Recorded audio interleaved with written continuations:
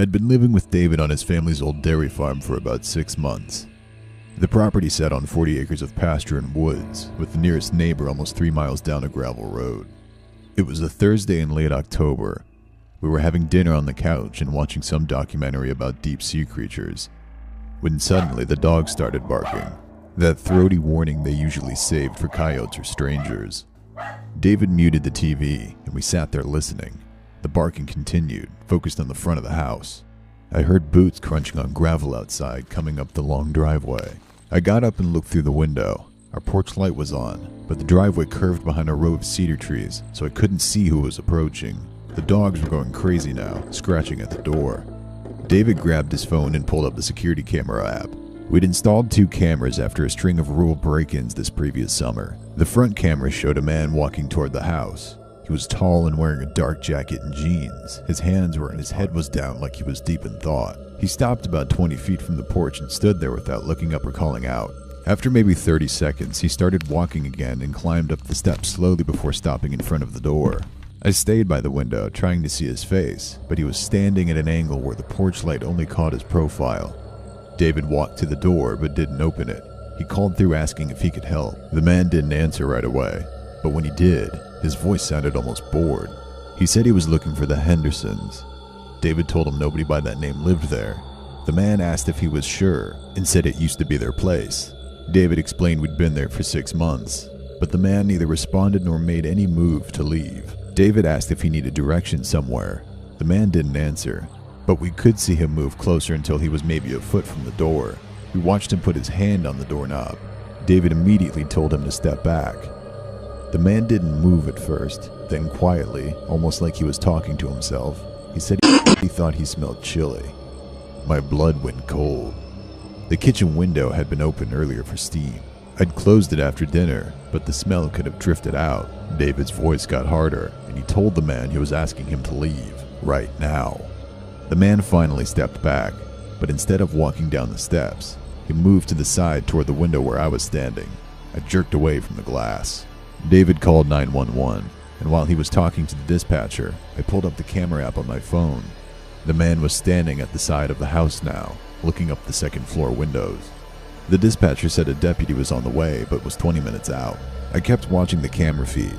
The man walked around the back of the house, disappeared from view, then reappeared on the other side. He was circling the property slowly, like he was looking for something. David grabbed the shotgun from the closet, but didn't load it. He just held it in case. The dogs were still whining and pacing between us and the door. The man came and climbed the steps again. He knocked the same 3 times. David didn't answer. The man tried the doorknob, and it rattled but didn't turn. We'd locked it after the first knock. He tried it again, harder this time, jiggling it like he was testing how secure it was. Then he stopped, stood there for a moment, and walked down the steps. I thought he was leaving, but when I checked the camera, he wasn't heading toward the driveway. He was walking toward the barn where our truck was parked. We kept tools and equipment out there, and the side door didn't lock properly. David called the dispatcher back and told her the man was still on the property. She said the deputy was 10 minutes out. We watched the camera feed as the man disappeared into the barn. He was in there for maybe 2 minutes. When he came back out, he was carrying something long, like a pipe or a piece of wood. He walked back toward the house. David unlocked the door, stepped out onto the porch, and raised the shotgun without pointing it at the man. He told him he had the sheriff on the phone and a loaded gun, and he needed to get off the property now. The man stepped about 15 feet away. He looked at David, then at the gun. He sat down whatever he was carrying, and it clattered against the gravel. Then he turned around and walked down the driveway slowly, at the same pace as when he'd come up. David and I stood on the porch until the deputy arrived. The officer searched the property and found what the man had been carrying. It was a tire iron from our barn. No footprints or tire marks were leading away from the property besides the driveway. Nothing explained how he had gotten there or where he'd gone. The deputy took a report and told us to keep an eye out. That night, David and I didn't sleep. We sat in the living room with every light on, watching the security cameras. Around 3 in the morning, the motion sensor on the front camera triggered. The figure was standing at the end of the driveway, too far away to make out details, but I could see the shape of a person watching the house. David grabbed his phone to call the sheriff again, but by the time they arrived, the figure was gone. We moved out 2 months later. We told people it was for work, for a shorter, but the truth was, we couldn't stay.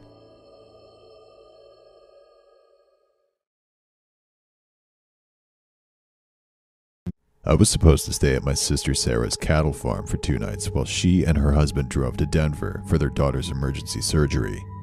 It wasn't anything major, and I'd done it before, so I kinda knew the routine stuff. The farm sat about 8 miles outside of town with nothing but pasture and tree lines in every direction. There was only one gravel road in and out. Thankfully, Sarah had recently got security cameras installed after some equipment went missing from a neighbor's property the year before, so I wasn't worried. The first evening went exactly as planned. I fed the cattle around 6, locked the equipment shed, and let Ranger, their German Shepherd, roam the property like he always did. After dinner, I settled on the couch with a book and some country music humming low in the background. The night felt peaceful until suddenly nearly all the cattle started bawling. I checked the clock.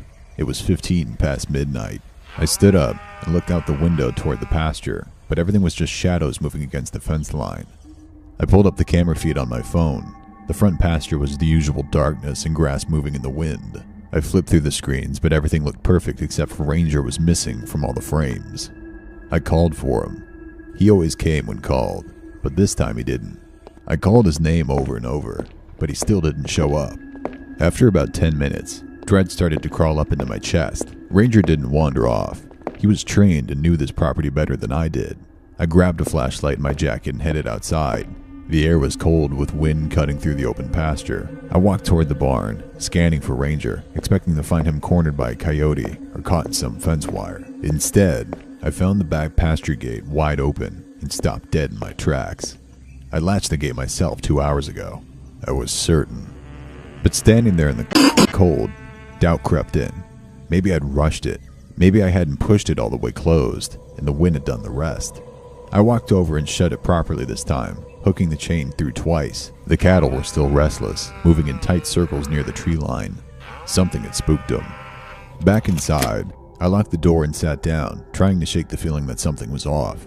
I checked the camera feed again. The back pasture camera was working fine now. The front one showed nothing but an empty driveway, but I could hear the faint metal clanking coming from near the equipment shed. I went into Sarah's room and grabbed her old baseball bat from the corner of the closet. It felt stupid in my hands, but I took it anyway. I slid open the patio door and stepped outside. The wind had died down, and everything was too quiet now. Even the cattle had gone silent. But there was unmistakable movement from 2 directions at once. I could hear the crunch of footsteps in the grass to my left, and something scraping metal to my right. I crept closer to the edge and strained my ears to listen closely. There was a soft hum of an engine, stifling low whispers. I immediately dropped down behind the patio railing, heart pounding, and stayed still. From there, I could see the pasture near the tree line where 2 figures were moving through it. One of them opened a gate I hadn't even noticed was unlatched. The cattle started moving through it, quiet and orderly, like they'd been guided that way before. I caught headlights for a split second. The truck was parked back in the trees just beyond the fence line. The lights flicked on, then off. It looked like a signal. My stomach dropped. I started backing away slowly. My hands were shaking so badly I almost dropped the bat. I was only a couple feet away from the door when I stepped on a branch. It cracked loud enough to echo across the pasture. Both their heads snapped in my direction. I peeped out and screamed. One of them had swung an axe up from the ground. The other followed his gaze and locked onto my hiding spot. A single word, alive, passed between them as they broke into a run. Without thinking, I bolted for the house. Behind me, I heard them pick up speed, boots pounding against the ground. I could hear them getting closer. I made it through the patio door and slammed it shut, fumbling with the lock. My hands were shaking so bad that I almost couldn't turn it. The second I got it locked, someone grabbed the handle from the outside and yanked hard. The door rattled violently in its frame. I stumbled backward and heard footsteps moving around the house. They were testing the windows. The back door handle jiggled. A window in the kitchen rattled. I called 911 with my hands shaking so bad I could barely hold the phone. I told the dispatcher that there were men on the property trying to get inside the house. She said deputies were on the way, 20 minutes out. I grabbed Sarah's bat and sat on the bathroom floor, watching the camera feeds. My heart was pounding in my chest. I was literally sobbing and praying that the cops would show up before it was too late. The men had stopped trying the doors and the windows. There were 3 of them, and they were standing in the driveway now, talking. One kept looking at the house as a word of approval to barge in. Another was on his phone and kept nodding. He disconnected the call, said something to his friends, and they started walking away. Maybe who was ever on the side had called him back. But then the one eyeing the house stopped, picked up a stone, and hurled it in the living room window. His friends laughed and dragged him away. By the time I heard sirens in the distance, they'd disappeared into the tree line. Ranger came back an hour after the deputies arrived. He was shaking and wouldn't let me touch him for a while. A patch on his side had been shaved. The deputies searched the property with flashlights. They found cut fencing hidden behind brush near the tree line and fresh tracks running across the back pasture. When we counted the cattle, 2 were missing. The lead officer took notes and asked questions. He said it looked like a livestock theft, probably professionals. He told me they'd try their best, but his face said it all. Sarah sold the cattle 6 months later. She leased the land out to a neighbor and never restocked. We didn't talk about that night much, but I knew it changed something for her. I haven't stayed overnight in the farm since. I just can't without reliving that night again. I still wake up to nightmares sometimes. In them, the caller permits them to break in, and instead of them walking away, they barge in. I agreed to watch my uncle's farm for 3 nights while he drove to Montana for a legal hearing. The property sat 12 miles outside of town, encompassing 90 acres of pasture and livestock pens, along with the main house and a few outbuildings. My younger cousin Emma and Grandma Helen were staying with me, which meant I had to be responsible. The first evening was routine. I fed the goats and the chickens. Emma checked the cattle while Grandma sat in the living room, working on a crossword puzzle. By 11, I finished my rounds, double-checked the gates, and went inside.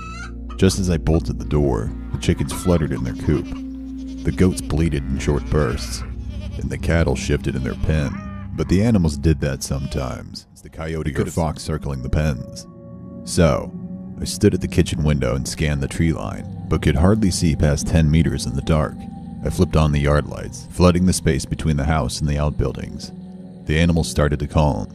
That's when I heard footsteps on gravel, coming from the far edge of the property near the fence line. I froze and listened. The footsteps were careful and unhurried. My chest tightened. I waited, hoping they'd pass by. Maybe someone was cutting through and didn't realize this was private land. But when even after 5 minutes they were still there, I decided to make my presence known and scare them off. I stepped onto the porch, turned on the floodlights that lit up the driveway in the front pasture, and banged hard on the railing with my fist. I yelled that the property was occupied and the sheriff had been called. The footsteps stopped. The property fell silent again. I stood there for a few minutes scanning the darkness beyond the lights. When nothing moved, I went back inside and locked the door. Emma was still in her room, and Grandma was asleep on the couch. I told myself it worked, and whatever it was had left. But 10 minutes later I saw movement again. A figure was standing at the very edge of the floodlight, just where the brightness faded into shadow. He was tall and as still as a statue. I stepped closer to the window with my heart pounding. The figure shifted slightly, then disappeared back into the darkness. I grabbed my phone and pulled up the security camera app. The camera near the driveway showed nothing. The one by the barn had a clear view of the pasture, but it was empty. I switched back to the window, but everything seemed fine. 5 minutes later, the figure reappeared near the livestock pen, closer to the house than before. They stood just long enough to be seen, then vanished. My hands were shaking. This wasn't someone cutting through, or someone lost. They were circling the property to test and watch. Over the next 20 minutes, the figure appeared 4 more times, each time a different angle and closer. And each appearance happened after I moved inside or turned off a light, or stepped away from the window. They knew where I was without ever getting close enough to see inside clearly. I realized with cold certainty that they were mapping my reactions. I grabbed my uncle's rifle from the closet and made sure it was loaded. I woke up Emma and told her to take Grandma into the back bedroom. I locked them in and told them not to come out until I said so. Emma asked what was happening, but I just told her to stay in there and not to open the door. I called our nearest neighbor, Bill, who lived about 2 miles down the road. He answered on the 3rd ring, sounding groggy. I told him someone was on the property walking around and not leaving. His voice sharpened. He asked if I had a weapon. I said yes and told him I needed him to come over. He said he was on his way and told me to lock the doors and not to go outside.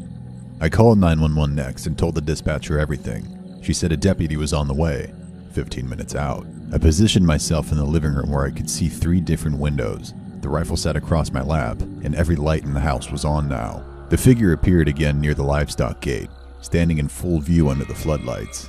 I could see them clearly now. They were of average height and were wearing dark clothes. Their faces were obscured by a hood.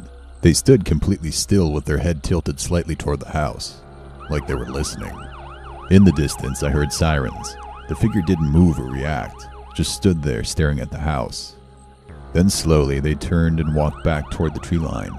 By the time the deputy's car pulled into the driveway, the figure was gone. 2 deputies searched the property with flashlights. They found multiple sets of footprints in the gravel circling the house, the barn, and the livestock pens. The gate latch to the goat pen had been loosened, but not open. One deputy took photos while the other asked questions I couldn't answer. He asked if they said anything or tried to approach the house. I told him no, they just watched. The deputy exchanged a glance with his partner and said it was probably someone casing the property who saw I was home and decided it wasn't worth it. But that didn't feel right. If they were just casing the place, why'd they make themselves visible? Bill arrived 20 minutes later and stayed the night on the couch with his shotgun across his knees. Emma and Grandma didn't sleep. Neither did I. We left the next morning. My uncle came back 2 days early when I told him what happened. He hired private security for the property after he sold most of the livestock within the year. I haven't been back since. What still gives me nightmares isn't the fear that they could have broken in. It's the certainty that my warning didn't scare them away on anything. It confirmed my presence and showed them where I stood, what I'd do, and how long it took me to react if they really broke in. Sophie, Marcus, Jade, and I had traveled to rural France for a wedding photography project that New Year's Eve. The ceremony was held at a chateau about 2 hours outside Lyon. The place was stunning, with limestone walls, ancient shutters, and grounds that stretched into vineyards and forest. The wedding wrapped up by evening. Most guests left for their hotels, but our plans fell apart. The small inn we'd booked canceled on us that afternoon, and by the time we tried finding something else, everything nearby was either fully booked or couldn't accommodate 4 people on short notice. Sophie mentioned the situation to the groom, Lauren, who'd had a few drinks and was feeling generous enough to offer an overnight stay at the chateau. He said we could use the sitting rooms and guest areas on the ground floor, but had to stay out of the east wing on the 2nd floor, specifically the king's room. It was off limits, he explained. Part of the building's history that they preferred to keep undisturbed. Sophie looked it up later and found a local legend about how a French king had been betrayed and murdered in that room centuries ago. Since then, it's remained sealed. The chateau marketed it as a part of the building's historical mystique. To me, it sounded like typical folklore that every old building in Europe claims to have. We thanked Lauren, watched him leave with the last of the staff, and settled in for the night. By 10 o'clock, we had the entire chateau to ourselves. Jade opened a bottle of wine from the cellar as we set up our laptops in the main sitting room to review the wedding photos and let ourselves relax. Midnight came and went. We toasted with champagne Marcus had found in the kitchen. Took some photos on the stone terrace under the stars. By 1 in the morning, Marcus was half asleep on one of the couches. Jade was scrolling through her phone while Sophie and I were sorting memory cards and packing up our gear. Suddenly, a loud, heavy bang echoed from somewhere above us so hard Marcus nearly fell over, while I flinched. Before we could figure anything out, another bang echoed through the building, followed by a dragging sound, like something heavy being pulled across a floor. Sophie pointed out it was coming from upstairs. But the chateau had been empty for hours, and we were supposed to be alone.